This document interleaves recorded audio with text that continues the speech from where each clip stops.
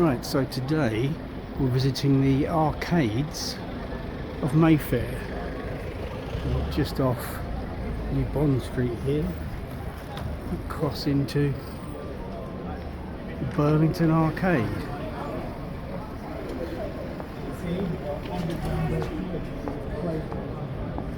The arcades are full of wonderful traditional shops and some new ones. So I'll pick out the best. And of course the chandeliers are looking wonderful. Ah, I nearly missed Manolo Blahnik, famous for ladies' shoes of course.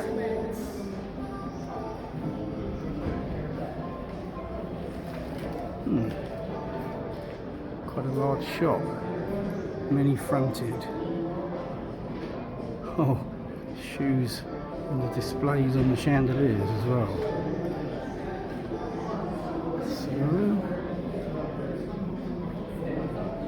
So many jewellers and watch shops, etc. in Burlington Arcade. Many strings of pearls. Michael Rose, George & Co. Fine antiques.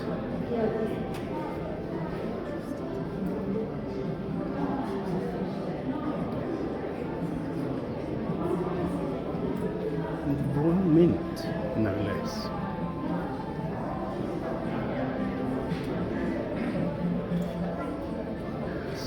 Vintage watch shop. Let's carry on down here. Lalage Beaumont for ladies' bags.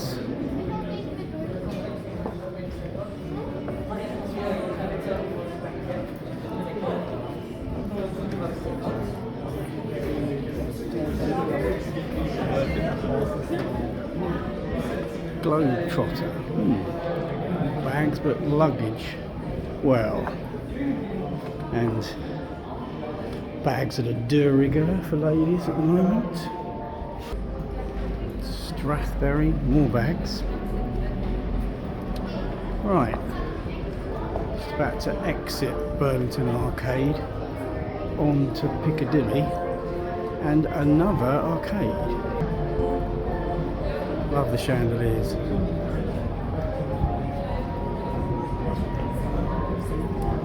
You can actually see the other arcade.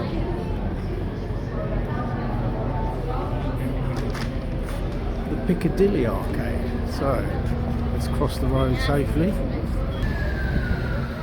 And here we are into the smaller Bijou Piccadilly Arcade. And the shops, in my opinion, are just as interesting here. Particularly one shoe shop which I'll find. Art Deco London. Looking interesting, you can hear me. Simon Carter. Yeah, a number of bespoke tailors in here.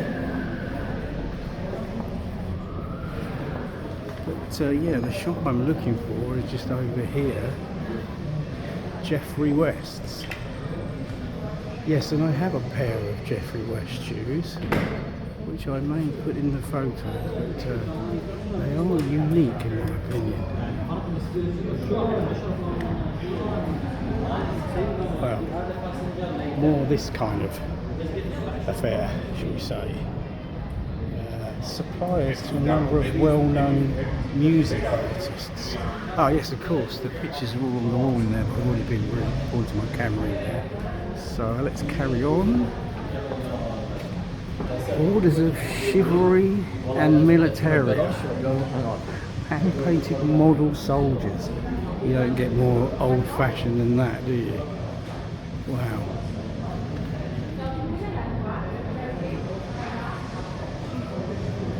Tailors. Yes, and with the gentleman's fashions that we've seen here, there's an important statue as we exit into Jermyn Street here, famous for its shirts. and that's the statue of Beau Brummell. So I'll put something about the history of Beau Brummell into the video. If you could actually read that, probably not, but yeah, famous for his attire and his look. Of course, Jermyn Street is very famous for its shirts. The Thomas Pink, one of my favourites. So let's walk past there. Okay, so we'll say goodbye to Beau Brummell in the Piccadilly Arcade and work our way down here towards Thomas Pink. Oh, and of course we'll be passing along the back of the, well, was the Queen's and now the King's grocer by appointment, Fortnum and Mason. It seems we already have Christmas decorations up here. Shame I'm not at the front of Fortnum and Mason because you can see the wonderful clock with the animated figures that come out when it chimes the hour. Of course, many other interesting shops along Jermyn Street. Purveyors of shoes again, seemingly only gentlemen's shoes. And I believe that's the back of the Jermyn Street Theatre. Let's carry on. Okay, well, Charles Tyrwhitt is also a famous purveyor of shirts, but Duke of York Street, interesting name, is known by me as the location of one of my favourite hostelries, certainly in this area, the Red Lion. Very old-fashioned and lovely pub full of wonderful pub mirrors. Well, let's carry on. Okay, some work going on here, so Thomas Pink looks quite small, but it's certainly got more of a tradition. On the other side of the street there is shirt suppliers, tailors along here. Thomas Pink, shirt maker, London. Yes, a distinctive label, although not many Thomas Pink shirts have a logo emblazoned on them. Actually, I've got at least one that does have that, as it was a special edition, so I quite like that. Okay, well, I'm heading down towards Pall Mall to the Royal Automobile Club today, so I could add some more video there. It's a rather nice building, so I'll carry on there. Okay, so I've just come down, I'll start again. Okay, so I've just come down Duke of York Street and past Chatham House, which is the Royal Institute of International Affairs. And let's look at the blue plaque here. So here lived 3 prime ministers: William Pitt, Edward Geoffrey Stanley, and William Ewart Gladstone. Gladstone, of course, a famous name.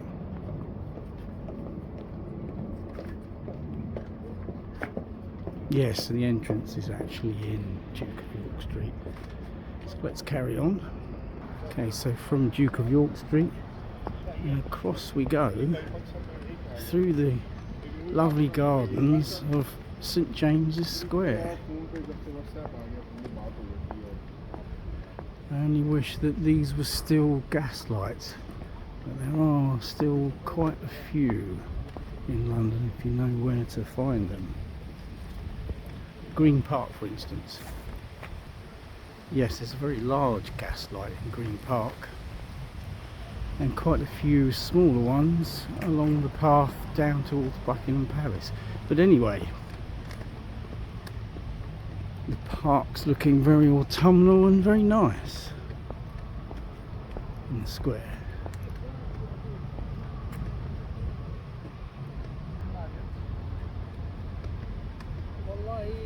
بعد بكره الصباح ان شاء الله اليوم الاثنين اليوم الاثنين اي سم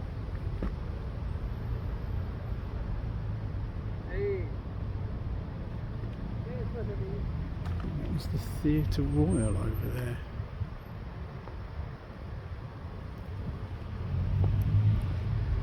Okay, we're going to head on out of the park in the square here and on down to Pall Mall. Okay, heading out of St James's Square.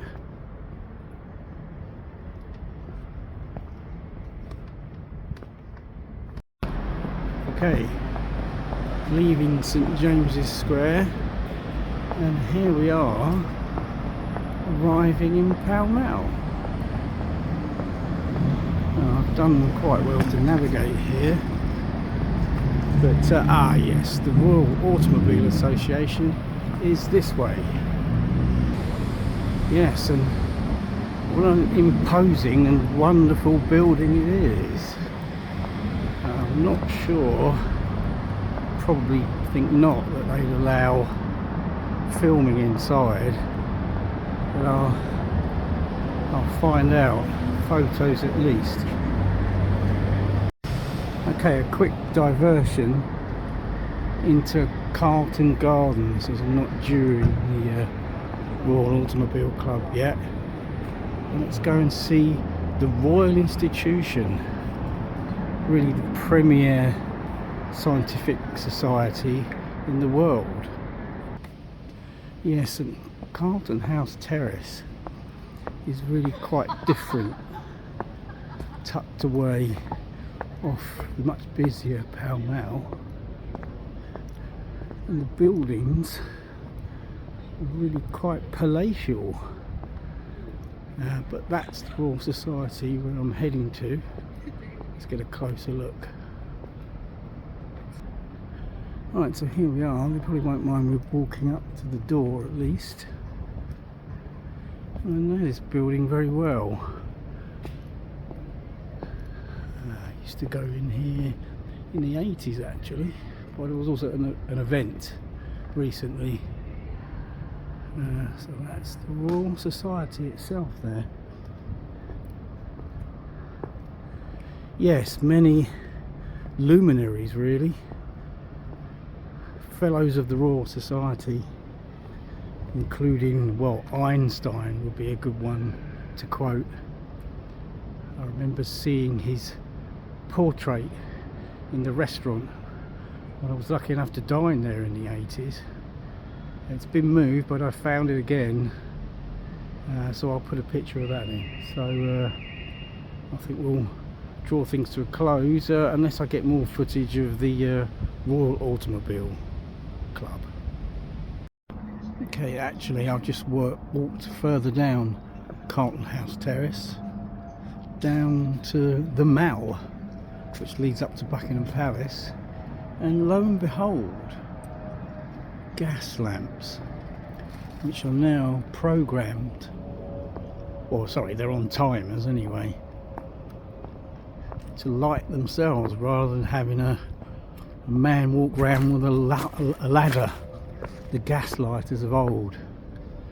But it's always great to see gas lights with mantles that glow, so you can, maybe I'll focus in, but you can see that that is actually gas, it's not electric, and they're the mantles that fluoresce, that glow and add a lot of light to the flame, the gas flame. But it looks wonderful. It's evocative of Dickensian London, of course. Wonderful. Okay, I've focused in, well, hopefully it's somewhat in focus. You can actually see there, but I'll take a still as well.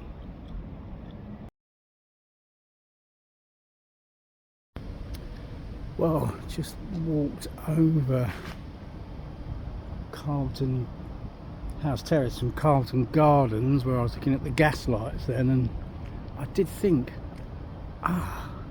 is that the rear of the Royal Automobile Club? And I've looked on my maps and it absolutely is. And doesn't it look inviting? Make my way round there.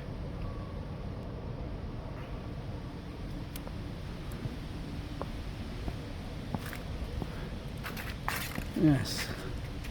All the gas lights coming on now, apart from one, unless it lights up for us. And no, this one is not starting. I wonder if I can get a close-up photo in there. You can see the mantles, several of them. 1, 2, 3, 4, 5, 6, 7. Is it 7 or 8? 2, 3, 4, 6. Difficult to count whilst filming. But this one is not lighting itself.